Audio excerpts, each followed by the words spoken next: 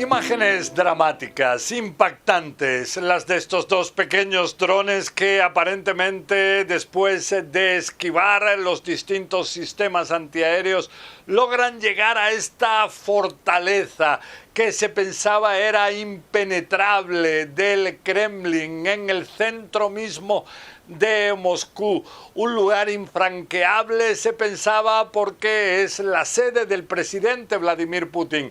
Ahora en el Kremlin hablan de un intento de asesinato de Putin. Dicen que habrá una respuesta. Pero junto a esto hay quienes aseguran que quizás se trató de una operación de bandera falsa para intentar justificar posteriormente un intento de asesinato del presidente ucraniano, Volodymyr Zelensky. Vemos que en cualquier caso muchos piensan que esto mostró la vulnerabilidad actual de Rusia. También tras lo ocurrido con estos misiles, los Kinzhal, aparentemente uno de estos proyectiles hipersónicos que se pensaba que virtualmente era imparable, fue interceptado ahora por el ejército ucraniano utilizando los misiles antiaéreos de fabricación estadounidenses del tipo Patriot. También ahora se piensa que los tanques, también especialmente sofisticados, T-90M rusos, son bastante más vulnerables. También vimos lo que ocurrió al comienzo de esta guerra, cuando el buque insignia de la Armada rusa en el Mar Negro, el Moskva, fue hundido por las fuerzas ucranianas. Todo esto en una semana en la cual en Rusia se celebra la victoria contra el ejército nazi de la Unión Soviética durante la Segunda Guerra Mundial.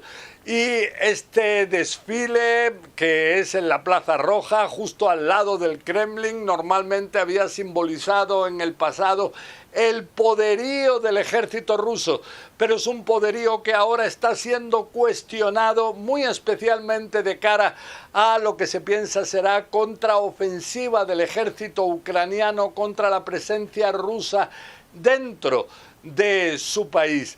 Ya vemos que el ejército ruso ha realizado distintas retiradas en algunas zonas para prepararse delante de esa contraofensiva, y lo que sí es que vemos que distintos grupos militares rusos no siempre muestran una uniformidad.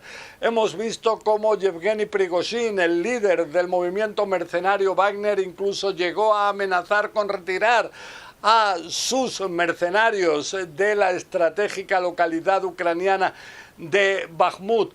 Posteriormente él se retractó de algo así. Vemos que también hay fuerzas chechenas en distintas zonas que están bajo las órdenes de Ramzan Kadyrov. O sea, vemos distintos comandantes, distintos responsables en una situación difícil para Rusia.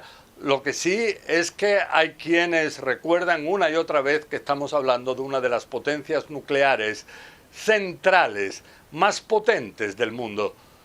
José Levi, CNN, Jerusalén.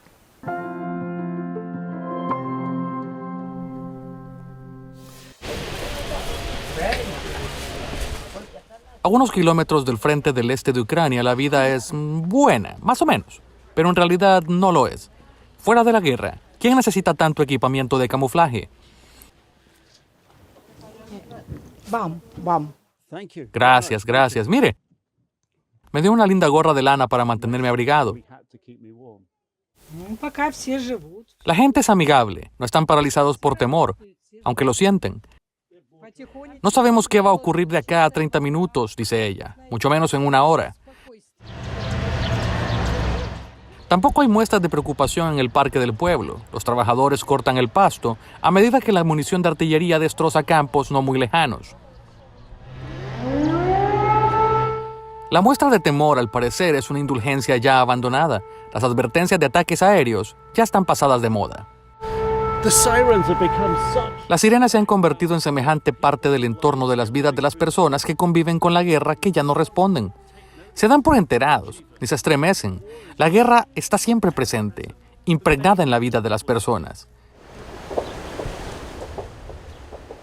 Afuera del pueblo, aún más cerca del frente, esta pareja de ancianos nos cuenta, como si nada, que su casa fue bombardeada hace un mes. El señor hasta bromea, es aburrido cuando no hay tiroteos. Pero ambos están esperanzados de que la venidera contraofensiva ucraniana termine con su sufrimiento. Creemos que Ucrania entrará allí y les ganará bien, dice su esposa. Un poco más allá, el jubilado Zinovy está más preocupado por su siembra que por la guerra. No entendemos nada acerca de la contraofensiva, dice él. Tan solo estamos esperanzados por nuestra Ucrania, por nuestra defensa. El dónde y el cuándo comenzará la contraofensiva es uno de los secretos mejor guardados de la guerra hasta ahora. El misterio es exactamente lo que Ucrania quiere: mantener a Rusia adivinando, estrechar sus cadenas de suministro, bajar el ánimo de sus tropas. La victoria de Ucrania depende de la sorpresa. Al conducir cerca del frente, aquí se puede oír la artillería a la distancia y se pueden ver a muchos soldados alrededor, pero lo que no hay es una sensación de gran acumulación para una contraofensiva. Los granjeros aquí están contando con el éxito de sus tropas, sembrando sus cultivos en los campos que quieren cosechar en el otoño. Mykola espera que la contraofensiva ponga sus terrenos a resguardo, pero él dice que conoce a algunos de los soldados de por aquí. Conoce cuán dura será la lucha. Sabe que será una batalla sangrienta. Nick Robertson, CNN.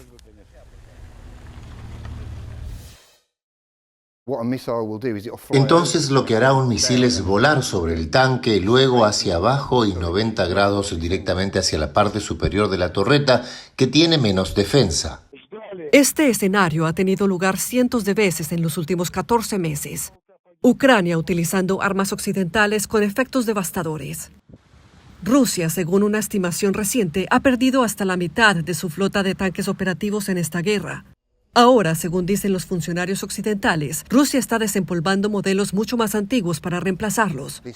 Esta arma ha sido utilizada en el tanque destructor Su-100 en 1944, durante la Segunda Guerra Mundial. Incluyendo el T-55, construido por primera vez en la década de 1940. Este ahora se encuentra en el Museo de la Guerra Imperial fuera de Cambridge. Imágenes satelitales de una instalación de almacenamiento en el extremo oriente de Rusia muestran docenas de tanques que han sido retirados en el último año. Esta imagen, que muestra el T-55 en la misma instalación.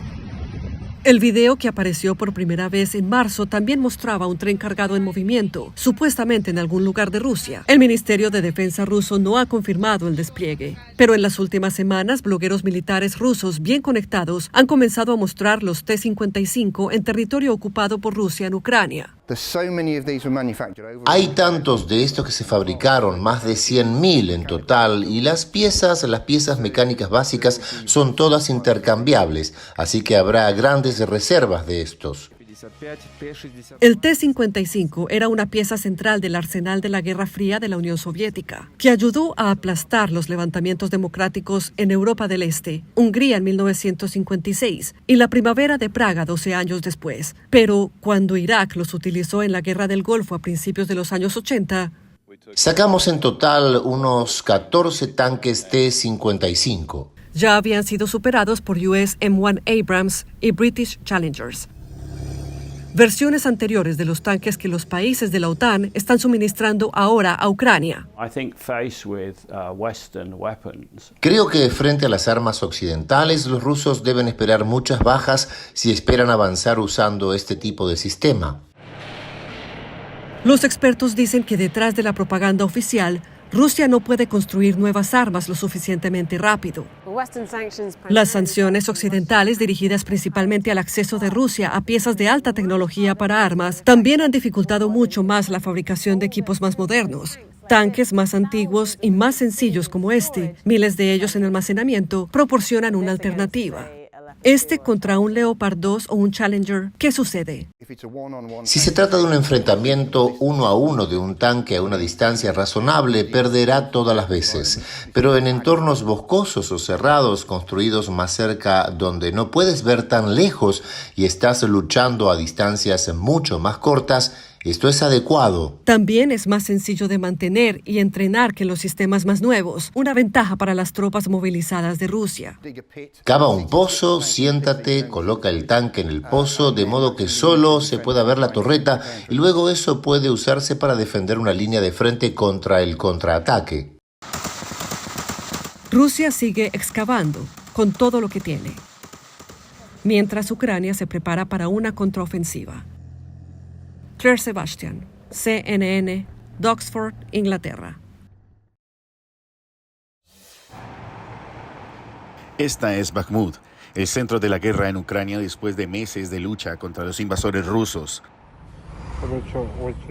Ahora, en territorio bajo control del Kremlin, las carreteras están atestadas de caravanas de evacuación que se dirigen a Crimea. A algunos residentes de ciudades controladas por Rusia les ordenaron dejar sus hogares.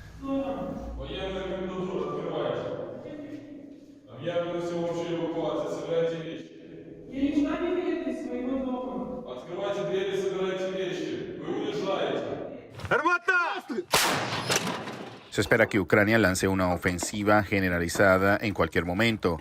Más violencia está llegando a gran escala.